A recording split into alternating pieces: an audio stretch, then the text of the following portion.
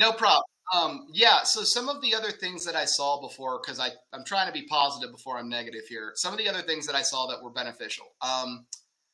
The employment authorization expansion for people that is on what's called cap gap. So cap gap is this idea that, if you're on an F1 and you're working and you get an H1B approval and you file an H1B change of status, the cap gap will allow you to remain in the United States and continue working legally up until the date where that person changes status.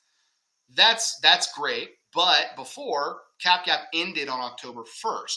So if you were someone who had a change of status that was filed but was not approved on October 1st, you lost your work authorization. You're able to remain in the United States because you have a timely filed change of status, but you can't work. The problem there becomes, if the company can't have you working, then why is the company going to keep you? And obviously there's things that you could say, well, why didn't you do premium? Maybe there's an RFE. All of this is to say it was an issue, which would lead to people basically front loading the adjudication of change of status cases for October 1st because everyone knew that those people's cases had to be put at the front of the line. What has changed is they have now moved that cap gap authorization all the way to April 1st of the following year. Yes. And that's a phenomenal benefit because what it does is two things.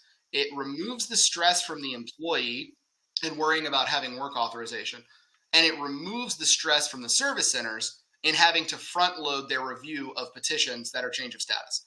Hopefully, at the end of the day, it provides a more streamlined process and less issues.